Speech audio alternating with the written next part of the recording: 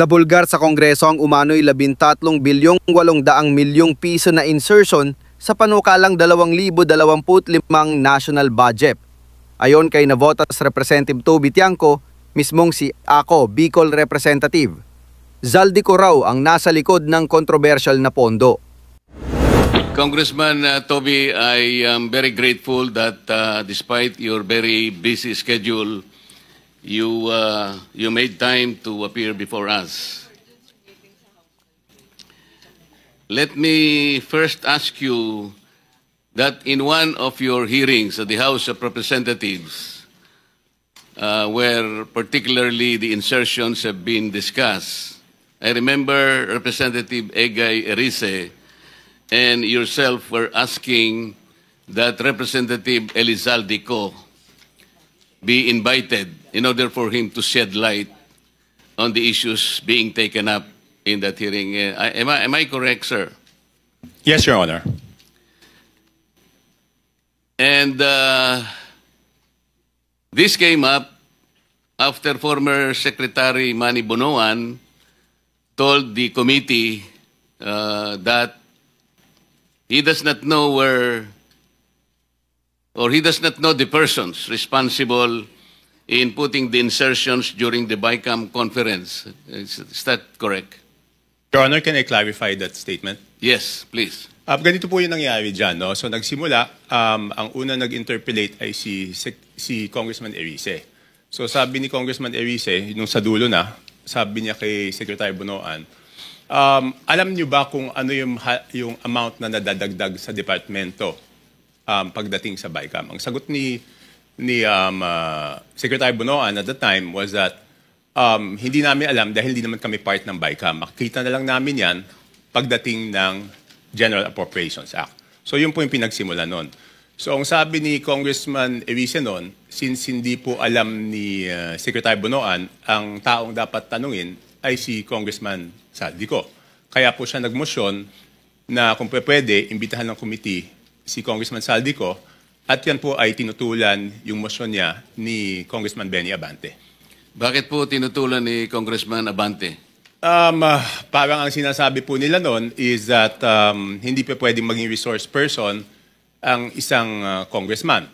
Kaya tinuloy ko po, kaya po ako nagsalita, humingi ako ng pasya kay Congressman Erice because he had the floor, if I could make a manifestation.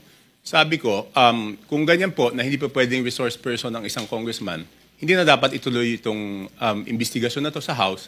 Kasi sabi ng chairman nung una, walang sasantuhin. Kahit congressman, kahit senador, kahit sino. Eh kung hindi po pa pwedeng mag-testify under oath o hindi pa pwedeng resource person ang isang congressman, ibig sabihin, exempted yung congressman sa investigasyon. Yun po yung nangyari doon. Bakit po napaka-importante, bakit po napakahalaga na kailangang malaman po natin kung sino-sino yung mga taong responsable doon sa pagbibigay ng insertions po doon sa BICAM o kahit na sa iba pang mga sessions po? Kasi kami po, ako po, hindi ako member ng BICAM, no? So natuklasan na lang namin ito noong, ako nalaman ko lang yan, I think March 24. March 24 ko na lang nalaman na ganun kalaki. Kala natin nung una, PhilHealth lang binawasan, DepEd lang. Later on, natuklasan ko po na yung mga flagship projects ng administrasyon, ni Pangulong BBM, ibig sabihin po ng flagship projects, yan po yung mga foreign assisted projects, ay tinanggalan po nila ng pondo para maisingit yung mga pondo na gusto nila isingit doon sa BICAM. So kaya po, ako rin, napakahalaga po rin sa akin, na maimbitahan si Congressman Zaldico. At doon po sa House of Representatives, meron pong small committee doon pagkatapos ng second reading. So ang pag-insert is not only doon sa BICAM, meron pang insertion doon sa small committee. So since walang makakasagot niyan kung hindi si Congressman Zaldico, yun po, request po natin na siya imbitahan. Alam po ba ninyo kung sino-sino yung miyembro ng small committee na binabanggit ninyo? Sa House of Representatives po. Opo. Yes po. Ang chairman po noon is si Congressman Zaldico, tapos senior vice chairman ng Committee on Appropriations, majority leader of the 19th Congress, and minority leader of the 19th Congress, Your Honor. Sino po yung vice chair ng Appropriations? Senior vice chair si Congresswoman Stella Luz Quimbo po. Sino po yung majority leader? Congressman Manix Dalipe po, Your Honor. Minority leader? Congressman Nonoy Libanan po, Your Sa Honor. mga tweet, silang apat po ang nagko-compose ng small committee. Yes, Your Honor. Ang nangyayari po, kasi alam ko rin naman po, dahil nagtagal din naman ako sa mababang kapulungan, kuminsan po ay 2 hanggang 3 buwan po nating pinagdidebatihan yung budget. Mag-aaway-aaway pa nga po, kung minsan nga inaabot tayo ng madaling araw. At katapos-tapusan ang sinasabi ninyo ay 4 na tao lang pala ang gagawa ng mga bagay na inyong gusto sanang malaman kung anong nangyari. Tama po kayo, Your Honor. Di ba po, sabi ko nga, magtatalo-talo, magbibigay ng inputs yung mga kasamahan natin. Tapos sa dulo pala, yung 4 na tao lang ang magdidesisyon. At yung problema po doon sa 4 na tao na yon, at least yung BICAM po, may BICAM report po yun eh. Makikita sa BICAM report kung ano po yung original net budget ng isang departamento, Your Honor. Tapos makikita po kung ano yung dinagdag or binawas, Your Honor, at makikita yung natirang pondo. Ang problema po doon sa small committee, wala pong ano yun. Di ba po, nung unang araw namin ng budget briefing, nandun po si Sec Mina, nandun po si Yusek Cathy, hiningi ko na po yung report ng small committee. Kasi po, di ba, sa rules po natin sa House of Representatives, Section 39, kung di ako nagkakamali, pero baka mali ako, nakasulat po doon na after 7 days after maipasa ang isang batas, or 15 days pagkatapos mag-end ng session, dapat po i-file sa archives lahat ng reports tungkol sa isang House bill. So una po ako nagpahanap sa aking staff, Your Honor, ng records doon sa archives, wala pong mahanap. Kaya nung first day ng budget briefing, hiningi ko po. Wala din sila, hanggang ngayon, wala po silang binibigay. So ibig sabihin, sabi ko, kung walang record yan, ang siguradong nakakaalam po niyan, Your Honor, is si Congressman Saldico. Bago po tayo magpatuloy, let me acknowledge the presence of Senator Sherwin Gatchalian. Wala po kayong nakita sa archive o ayaw po nilang ipakita? Hindi po, kasi yung archives, alam niyo naman po, Your Honor, yung archives natin sa House of Representatives, napakagaling po nun. Kahit yung deliberations ng 1987 Constitution, hanapin niyo po dun. Lahat, transcript, journal, kompleto po yun. Yun, wala talaga. At noong tinanong ko po, noon yung COMSEC, hindi po sila makasagot kung nasaan. Ang sabi ko nga, pa-email na lang sa akin, ang tagal na po noon, hindi in-email, so wala po talaga yon. At imposible naman na walang nakakaalam noon. Alam po ninyo, meron po nga tayong tuntunin sa House of Representatives, kahit na po yung kopya ng enrolled bill, may 3 kopya po dapat na nandun po dapat sa opisina ng Secretary General. Sinubukan ko rin po sanang manghiram nun kung meron, pero hindi rin po nila naipakikita. Pero ganito po, so ayaw po nila talagang payagan na maimbita si Representative Saldico. Meron pang pagkakataon na kahit paano nakita nyo rin po kung sino talaga ang may kagagawan ng mga insertions doon sa BICAM. Hindi po. Ang ginawa ko po, Your Honor, is nag-research na po ako kung sino po yung gumawa ng insertions. Paano po kayo nag-research? Ganito po. Mahaba po yung history niyan, Your Honor. To be very blunt about it, di ba po, nung nabawasan ng flagship projects yung Pangulo, nung nakita niya po doon sa Sagaan na nawala yung kanyang malalaking proyekto, yung flagship projects ng gobyerno, naghanap na po siya kung saan napunta yon. So, wala po ako nung unang meeting, pero I think nagkaroon ng meeting, ang dinig ko noong January, tinanong po yung Senate President, si Senate President Escudero, at tinanong po si Speaker Martin Romualdez, hiningi yung listahan noong mga insertions doon sa budget. Ang pagkaalam ko, ulitin ko, wala po ako nung unang meeting, si Senate President Escudero, binigay po yung listahan ng Senate amendments, no? Doon 3 days after the meeting. Nung tinawag po ako sa pagpupulong noong March 24, nalaman ko po na wala pang binibigay yung House of Representatives at that time, in March 24. Kaya po ako nasama sa meeting na yon is para hingin na sa House of Representatives yung listahan noong mga insertions ng House of Representatives naman. So kaya lang po ako napasok dun sa usapan na yon noong March 24. March 24, 2025 was the first meeting. So dahil nga po sa paghahangad ninyo na malaman kung ano-ano yung mga insertions, kanino napunta at sino yung may kagagawan, paano po nyo eventually nalaman kung talagang nalaman ninyo? Hindi, ganito po, Your Honor. So March 24, paglabas ko doon, kasi nagmamadali na si Secretary Bunoan eh. Kasi ang worry niya po noon, March 29, mag-election ban po, di ba? So hindi maa-award, hindi mapapagawa yung projects. At pag hindi po napagawa yung projects, apektado po yung buong ekonomiya natin, di ba po? So paglabas ko, tinawagan ko po si Congressman J.J. Suarez kasi sabi sa akin doon sa meeting na yon na since wala na si Saldico, ang kumakausap na lang sa mga department secretaries ay si Congressman J.J. Suarez. So ang ginawa ko po, Your Honor, tinawagan ko siya, hiningi ko po yung listahan ng insertions. Pero nagtagal po bago po nila naibigay sa akin. I think 3 batches bago po nila na ibigay sa akin yung kompletong listahan po nung sa House of Representatives. Sumakat po ay kinausap nyo si Congressman J.J. Suarez. Nagbigay naman po ba siya ng impormasyon na inyong hinihingi? Tinawagan ko po. Nung una, nagpabigay siya ng hard copy. Sabi ko, paano ko naman hahanapin to? Hard copy. Pero nagtagal eh. Checking ko lang po kung anong date niya binigay. Basta hindi ka agad.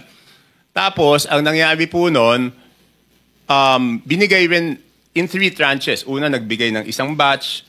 Pangalawa, nagbigay ng isang batch. Tapos yung isang batch na tagalan. So sabi ko, hindi ko po ma-check kung at hindi ko masasubmit sa executive branch kung hindi kompleto. So later on, napilitan namin silang ibigay yung kompletong listahan, Your Honor. Ano po ang nakita ninyo nung ibigay nila ang kompletong listahan sa inyo? Hindi, ginawa ko lang, Your Honor, is pinagkumpara ko po yung di ba po, admittedly, lahat naman po kaming congressman, pag nakita yung NEP, ang natural na tendency naman hihingi ng extra para sa aming distrito. Okay? So susulat po kami. At least ako sumusulat ako. So syempre, nung binigay sa akin yung listahan, ang unang naisip ko noon, ang una ko pong naisip is, kung ikaw, congressman, hihingi ka para doon sa distrito mo. Hindi ka naman hihingi para sa ibang distrito. So minatch-match ko po yung data. Ang haba doon, hindi ko alam kung gaano karami. Ang una kong ginawa, kasi wala naman nakasulat na congressman doon. Ang nakasulat yung district. So para malaman ko yung congressman, hihingi ko po kay Yusek Cathy. Pinadala ko sa kanya yung file, and she can confirm this, she is here. Sabi ko, Yusek, pakiisa-isa mo nga, lagyan mo kung sino yung congressman kasi gusto ko i-compare yung proponent tsaka yung congressional district. Kung congressional district, hindi ko naman kabisado kung sino yung congressman doon eh. So ang sabi ko sa kanya, pakilagay mo yung pangalan ng congressman. So binalik niya po sa akin. Pagkatapos noon, sabi ko po kay Congressman Suarez, ikaw naman, ilagay mo yung pangalan ng proponent. Sabi niya, bakit kailangan yung proponent? Kailangan siyempre malaman kung sino yung nag-request. So later on, matagal, hanggang nung sinabi ko, walang gagalaw dito, hindi ko maprepresent ito. Kasi pinapaayos sa akin eh. Siyempre gusto ko, pag prinisenta ko po, dahil ako magprepresenta nun, kailangan kompleto yung data. So sabi ko, hindi ko masisimulan yung presentation kung hindi nyo ibibigay kung sino yung proponent. So later on, naibigay din. Hindi ko lang, wala lang yung telepono ko sa akin, Your Honor. Hindi ko ma-check na andun. Sa mga tweet, naibigay naman sa iyo ni Yusek Cathy Cabral kung ano-anong mga distrito yon. Yes po, Your Honor. At naibigay naman sa iyo ni Congressman J.J. Suarez kung sino yung proponents doon sa mga distrito. Yes, pero nagtagal po. Nagtagal. Kaya ngayon po, pwede ba niyong sabihin sa amin kung ano ang napansin ninyo kung ang pag-uusapan ay yung mga distrito at yung mga proponents na nagbigay o naglagay doon sa mga distrito na yon. Ano yung unusual na napansin ninyo kung meron man? Your Honor, ang una ko pong ginawa, siyempre ako po'y magpepresenta. Ayoko naman na ako magpepresenta tapos mali pala yung data na pipresenta ko. So ang una ko pong chinek, Your Honor, is yung kasi di ba sa BICAM, may nadagdag naman talaga po doon sa navotas. Okay? yun nga, ini-issue sa akin, insertion yun. Hindi ako makakapag-insert, Your Honor. Kasi ako po ay hindi membro ng BICAM. So pwede lang po ako mag-request kung ano man yung pumasok doon sa BICAM, yun amyenda na pinayagan ng BICAM. Okay? Opo. So, para hindi ako mapahiya, ang una kong chinek is kung tama yung pumasok Sa inyong nadagdag. distrito? Hindi, yung sa akin muna. Yun nga po, sa distrito niyo. Kasi alam ko po kung magkano yung nadagdag sa akin sa BICAM. Tumama naman po. Tumama, kasi ang request ko noon is 1.1 o 1.2. Ang pumasok po galing sa House of Representatives na request is 529 at meron po galing sa Senate na 121 po yata. Pero yung sa Senate is all classrooms po yon. So nung tumama na, sabi ko, since tama yung sa akin na nadagdag doon sa aking NEP, kumpiyansa ako na tama yung records. So ginawa ko po, pinesent ko na po.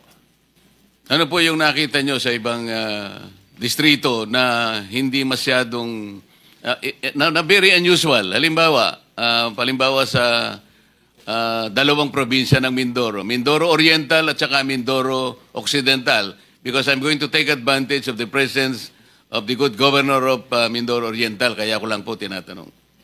With no offense meant, Your Honor, kay Gov. Dolor and to my fellow congressmen, ng district congressmen, ang una ko pong napansin doon is lumobo yung dalawang Mindoro, isang Oriental, isang Occidental. Ang NEP po nila is something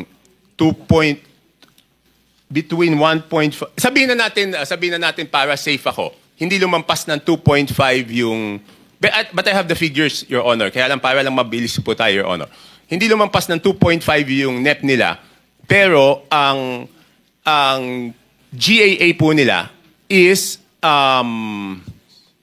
magkano ba? 20 billion. So, nagulat ako, sabi ko, in fairness doon sa mga district congressmen, Your Honor, hindi po nila kaya gawin yun. Hindi kayang gawin ng regular congressman na magdagdag. Hindi naman po sila miyembro ng Committee on Appropriations. Parehong first-term congressman po yun. So, hindi nila kakayanin magdagdag ng ganun kalaki. Kasi ang hirap po, di ba? In my case, nag-request ako 1.2 billion, ang nabigay lang 569. So, paano namang itong congressman na to, makakapagdagdag siya ng ganun kalaki? So, chinek ko na po, sino yung naglagay ng mga pondo doon. Sige po. Tapos po, nagulat din ako kasi, siyempre makikita ko doon sa proponent, tsaka doon sa district congressman. Nagulat po ako na, for example, alam ko po kayo dating party list, Your Honor. Pero may dalawang party list po doon, nasa BICAM lang, hindi ko alam yung sa small committee, ay nadagdagan sila ng 2 billion. Anong party list po? Ako Bicol at BHW po. Ang alam ko po, Your Honor, ang party list congressman, ang allocation po yata, kung di ako nagkakamali, but I'm sure you know better, is 100 to 150 million lang. Tama po yun. Kapag kayo po ay party list representative, tuwang-tuwa na po kayo pagka nakakuha kayo ng 170 million. So sinasabi po ninyo, dalawang party list yan, 2 billion po yung nakuha. Sa BICAM po. Sa BICAM. So hindi ko na po na-check, Your Honor, yung kasi one-man team to, ako mismo ano nito eh.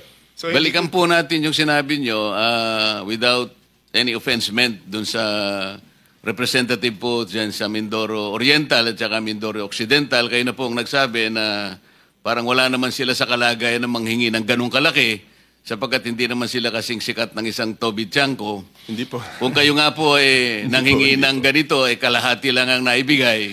Sabi po nyo kanina, hindi sila lalampas ng at least 2.5B. Pero ano pong nakita ninyo? Naging 20 sa Makatwid. Magkano po yung nadagdag? Sangayon po dun sa inyong nakita. 17, ganyan. Di ba? From sabihin mo 2.5 to 20, di 17.5. Tapos ang isang nakita ko po doon, under proponent, nagulat po ako na yung proponent ng mga dagdag sa distrito na to, under BICAM, is si Congressman Saldico na 13 billion. Sir, Your Honor, pwede bang i-ano ko lang yung USB na ayaw nila ipakita doon para mas madali kong mapaliwanag? Yun nga po yung gusto namin, kung papayag Kasi kayo, mahirap puro kwento eh. Ito, may numero po to. bigyan natin ng kopya po yung Blue Ribbon Committee. May I direct staff of the Blue Ribbon Committee to please secure the copy from Congressman Tiangco para makita po natin yung binabanggit niya. Ipakita po natin sa sa screen.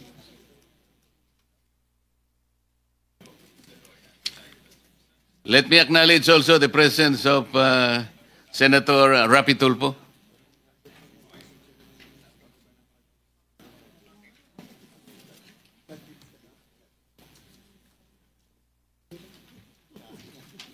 Mr. Chair, may I interject, Mr. Chair? Yes, Senator. Yeah, I would like to direct this question to. Sandali. Let me acknowledge also the presence of Senator Bato. Continue, sir. I would like to direct this question to Congressman Toby Chanco. Sir, sabi niyo parang 17.5 ang nilobo nung budget. Tama po ba yun? Kunin ko lang po yung eksaktong records para sigurado. Kasi parang sinasabi nyo, 2 something lang ang request nung district na yon. And you don't believe na hindi nila kaya yung kasi mga ordinary at mga bagitong congressman. Tama po ba yon?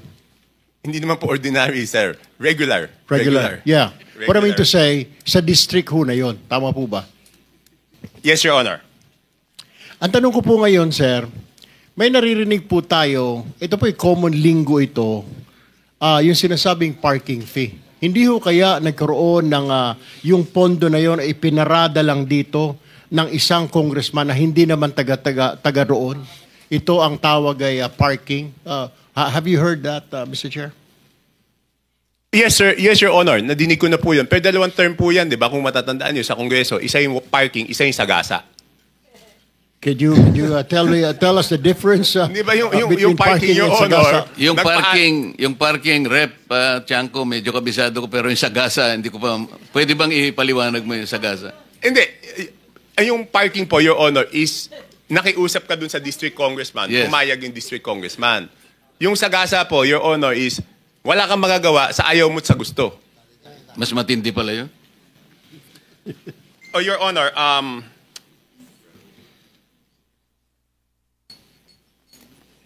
so 2 term po yan, Your Honor. Isang parking, isang... Kasi madidinig mo sa congressman nasagasaan kami. Paano naman kayo nasagasaan? Binatuhan kami ng pondo na hindi naman namin alam. Ang ibig sabihin, Mr. Chair, yun nangyari sa Mindoro ay sagasa po yun? Your Honor, I have no personal knowledge. Your Honor, ito po.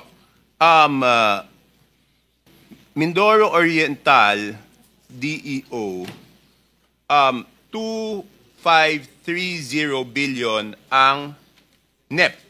Nandito naman po si Yusek Kati, pwede niya i-confirm to kung pareho yung records namin. Tapos, ang total budget is 20,999 million. Tapos, yung Mindoro Oriental DEO, 1,508,583,000.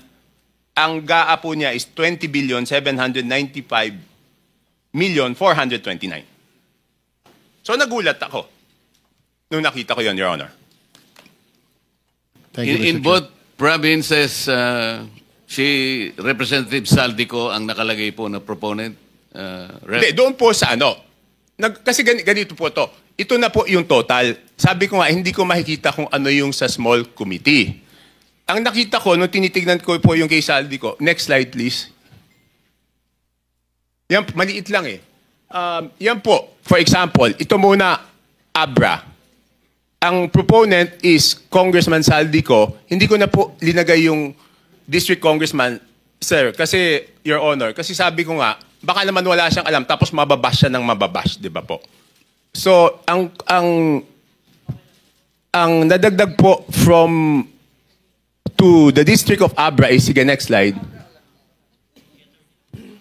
is 3,400,000,000. Your Honor, hindi ko po mabasa. Basta 3,400,000,000. 68,345. Yan po, Your Honor.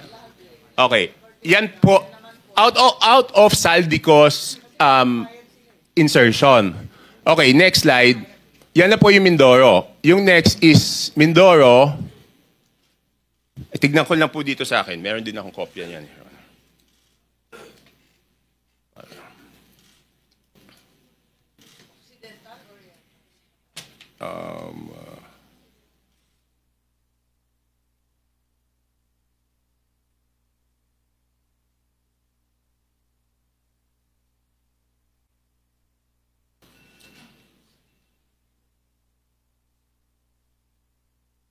Next is Occidental Mindoro, 3.2 billion po yan ang nadagdag. Okay, next is Oriental Mindoro, 3,105,759,000. Next is total po ng Romblon is 620 million. Tapos next po, Bukidnon is 580,222,000. I would like to clarify, Your Honor, I will make it clear, hindi po ito district ni Congressman Joe Zubiri. Hindi po. Just to clarify, hindi niya distrito yan. Tapos yan, sunod-sunod na po. Itong Camarines Norte, 550 million. Itong, ano ba yung sumunod? Batangas, 429. Meron pa pala ulit na Mindoro. Hindi ko alam bakit nahiwalay ito. Baka ibang district ito. 400 million. And then Sarangani, 300. So next slide. Pag tinotal niyo po, yan, magbabalanse po yan. 13,803,693 with Congressman Saldico as proponent. And pag tinotal mo yung district, yung subtotal, 13,803,693,000, Your Honor. For the record, ang binabanggit po nating Representative Elizaldico, siya po yung chairman ng House Appropriations Committee. Sa makatwid po, Rep. Toby, kung titingnan po natin at pagbabasihan, ito pong nakalap po ninyong impormasyon, lumalabas po na si Rep. Saldico ay siyang proponent ng halos 13.8 billion.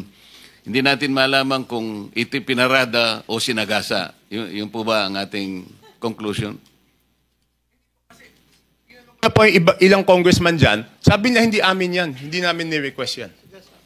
So hindi na ako nagtanong kung parada yan or sagasa.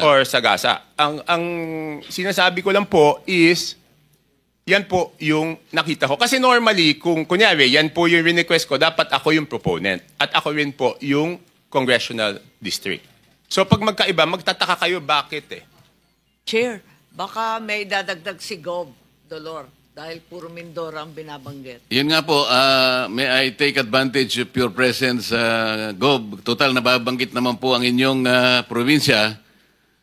Siguro po, makapagsalita kayo. Sang-ayon po dun sa revelations po ni Representative Toby. Nag-request po ako kay Gov. Dolor. Tapusin ko lang, mabilis na lang to Okay. Thank you. Yes. So makikita ko po, yung Ako Bicol, yan po, ang BICAM is 2,295,000,000. Next slide. Yan. Next slide. Yan. Ang Ako Bicol, ang ano po niya, ang napunta po sa BICAM pa lang is 2,295,000,000. Again, hindi ko alam yung small committee. And then yung BHW po, ang total is 2,064,000,000. At ito po, Your Honor, buti na lang naagapan to kasi po, hanggang ngayon, hindi po rini-release yan. Kasi nung natuklasan na ganyan, nakakapagduda, hindi po ni-release. Your Honor, pwede po ako magtanong kay Yusek Cathy. Meron lang akong gusto i-clarify, Your Honor. Please proceed. Yusek, di ba ginagawa ito short of award, di ba po? Yes, sir. Kapag na lumabas na po yung GAA, pwede na po silang mag-advance procurement short of award hanggang ma-download po yung pondo sa implementing office. Okay. Yusek Cathy, kung yan po ay short of award, ibig sabihin meron na yung lowest calculated bid. Tama po? I'm not very familiar Yes, with most procurement. probably. Most probably. Hindi, ganito lang po, Point of Your order, Honor. Mr. Chair. Yes. With all due respect, Mr. Chair, point of order po. What is the point of order? Just to remind all of us, Mr. Chair, na the resource person, if wanting to field a question to another resource person, must do it only through the chair po. Hindi sila pwedeng diretsyong Pinayagan ko naman po, magtanungan. kaya para maka-economize ng time, kaya Alright, total Mr. magkatabi Chair, naman I sila. submit. Opo. Thank you. Thank you for I'm the sorry. point of order. Most I'm sorry. probably, Your Honor. Your Honor, pwede bang malaman kay Yusek Cathy kung, hindi, pwede na lang po ganito, Your Honor. Pwede pong hingi na lang kay Yusek Cathy i-check kung meron na po itong lowest calculated bid short of award.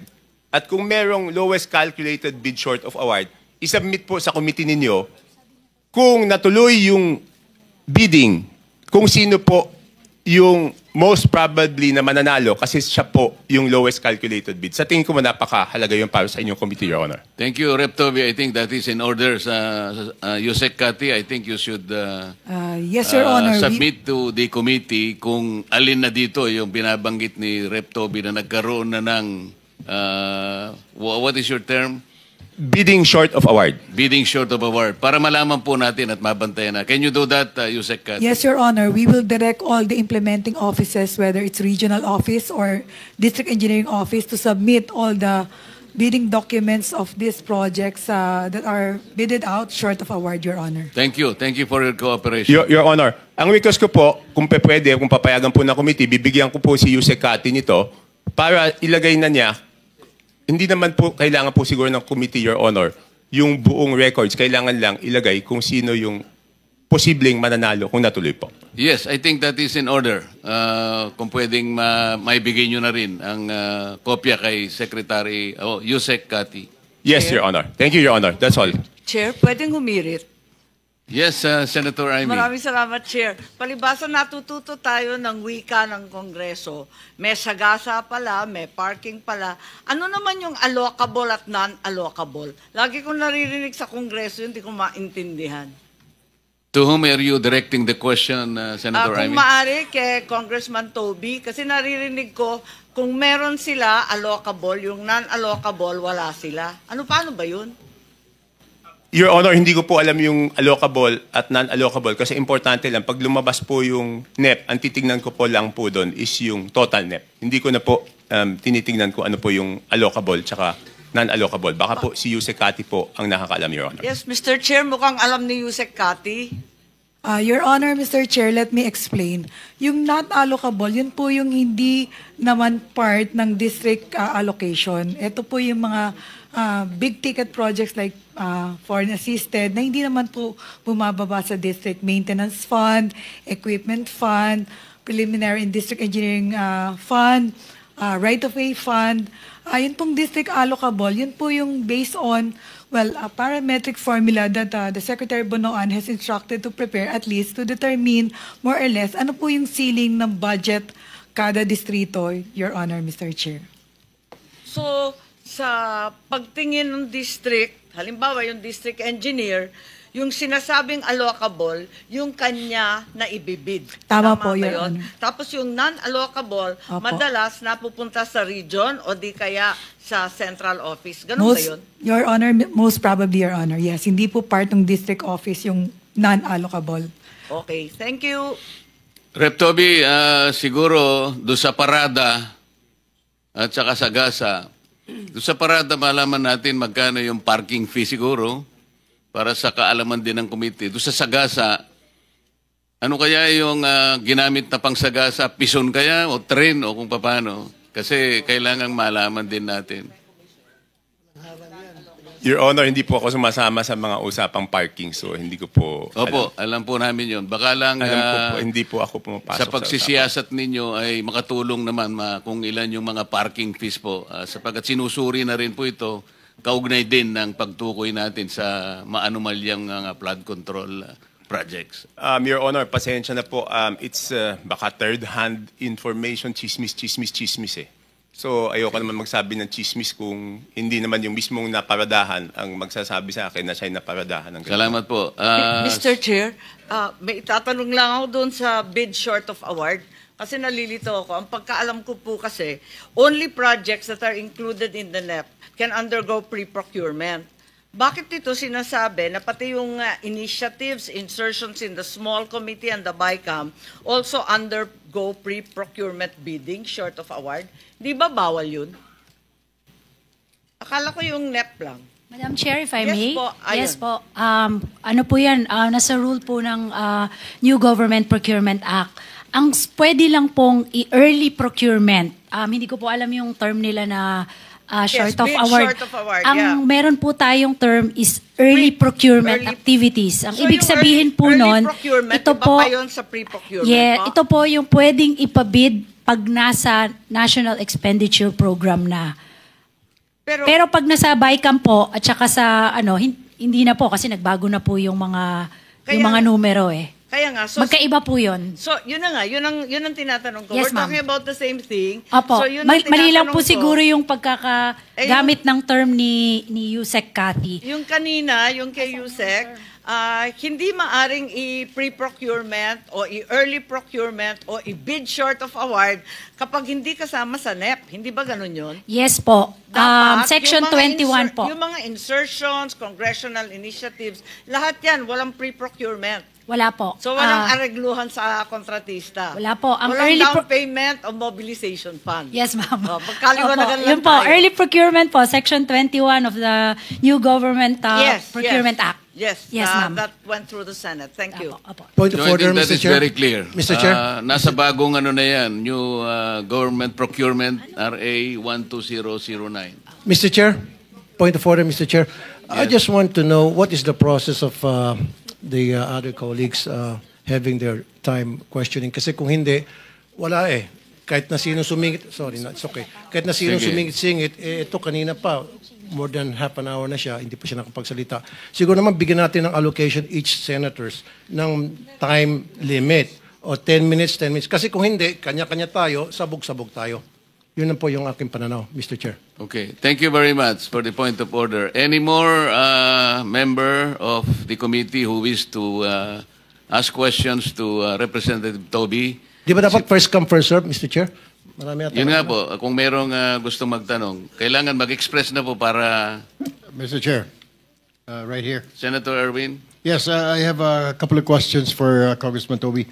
Sa ating budget process, Mr. Chair, una ang committee amendments, and then individual amendments, and then kasunod po, supposedly after the second reading approval, no more changes. Tama po ba?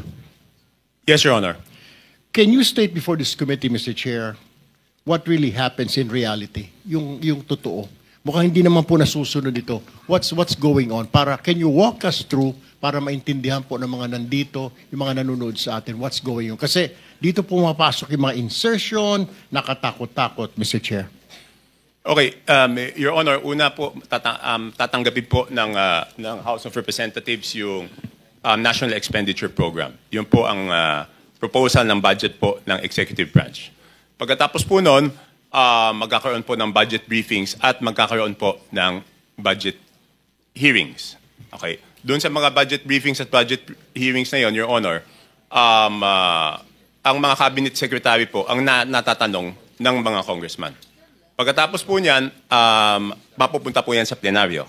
At magkakaroon ng sponsorship at magsusponsor yung iba't ibang mga authors, no? Ng iba-ibang mga sponsor ng iba't ibang department. Doon po hindi na po pwede magsalita ang cabinet secretary, congressman na po. Pagkatapos po magdedebate, yan po yung sinasabi ni congressman ng ating chairman na magdedebate po. Halos 2 buwan po yan, inaabot ng gabi, magdedebate po. Pagkatapos po niyan, pag natapos yung debate, isasara po ang period of interpellation and debate. Pagkatapos po, bubuksan po yung period of committee amendments. Doon po magsasabi po yung komite ng mga amenda. For example po, yung departamento, yung let's say yung executive branch, may nakita silang dapat na institutional amendments. Doon po yun sinasabi sa period of committee amendments. Pagkatapos pong maisara yung period of committee amendments, bubuksan na po ang period of individual amendments. Pagkatapos pong isara yung period of individual amendments, ay magboboto na po on second reading. At tapos third reading. Yan po ay sa normal, sa lahat po ng batas. Ngayon, pagdating po sa budget, iba po yung proseso doon sa House of Representatives because ang laging sinasabi doon, kulang yung oras, di ba po? So, pagkatapos po ng committee amendments, bubuksan po yung period of individual amendments. Tapos po, magmo-motion po ang majority leader lagi na sasabihin po na magfo-form ng small committee to accept the individual amendments of the members after the approval of second reading. So ang mangyayari po, aaprubahan natin on second reading, tapos tsaka palang mabubuhay yung small committee na tatanggapin yung individual amendments. Tapos yun po yung sinasabi ni Honorable Chairman na pagkatapos natin magdebate, dito lang sa budget, kaisa-isang bill na may small committee na siyang tatanggap at siya ang magdidesisyon. Walang magagawa kahit sino kasi hindi naman po kami kasama. Your Honor, doon sa talakayan na yon, sila po magde-decide. Tapos pagbalik po namin at makikita po namin yung printed copy, wala na kami magagawa kasi sa third reading po ang botohan lang doon, ang papalitan lang, wrong spelling, comma, period. So magugulat kayo minsan, nadagdagan to, nabawasan to, hindi naman napag-usapan sa plenaryo at yun po yung desisyon ng small committee. Kaya po hiningi ko po yung committee report ng small committee na wala naman pong maibigay. So, ibig sabihin, Mr. Chair, walang magagawa. I mean, pag katulad ng isang district congressman, nakita niya lumobo yung kanyang budget sa kanyang distrito, wala ho siya magagawa. Hindi ho siya pwede magreklamo na hindi naman sa akin ito. Sobra yata, may nagparking dito, may sumagasa rito. He can't do that, Mr. Chair? Wala na po. Wala na po siyang magagawa kasi yun na po. Ang next chance po nun, sa BICAM. Di ba po? Pero aminin natin, no, kung wala namang kalokohan yung project, Mr. Chair, sino namang congressman ang hindi magpapasalamat na dadagdagan yung distrito mo ng proyekto? Hindi, ibig sabihin, for example, let's assume hindi po nagkaroon wala pong natuklasang kalokohan dito wag na natin sabihin kalokohan. Wag po natin hindi po nagka-problema yung dalawang distrito ng Mindoro. I'm sure tuwan-tuwa yung congressman kasi masasabi niya sa constituents, ang dami kong napagawa kahit hindi naman siya yung nagpagawa nun. Kaya lang ngayon siguro nagkakaroon ng tanggihan kasi hindi naman siya yun tapos siya masisisi. But in the normal course of things, sino naman ang tatanggi na madagdagan yung distrito mo? Lahat naman kaming congressman, ang gusto namin, mas maraming proyekto sa aming lugar. Di po? Natural course of things yan. But before I proceed, Your Honor, kasi po, pagkatapos ko magsalita, ako na yung binabatikos ngayon. So let me put on record na this is not the first time I questioned the budget process. Pwede po nilang tignan yung archives. In the year 2011, for the 2012 HGAB, independent rin po ako doon, question ko na yung budget process. In the year 2013, for the 2014 HGAB, question ko na rin yung budget process. In the year 2014, for the 2015 HGAB, kung matatandaan niyo po, ako po yung humingi ng kopya ng DAP, Development Assistance Program. Kaya nag-away po kami sa plenaryo. So yung mga nagsasabi ngayon lang po ako nag-question, hindi po ako ngayon nag-question ng budget.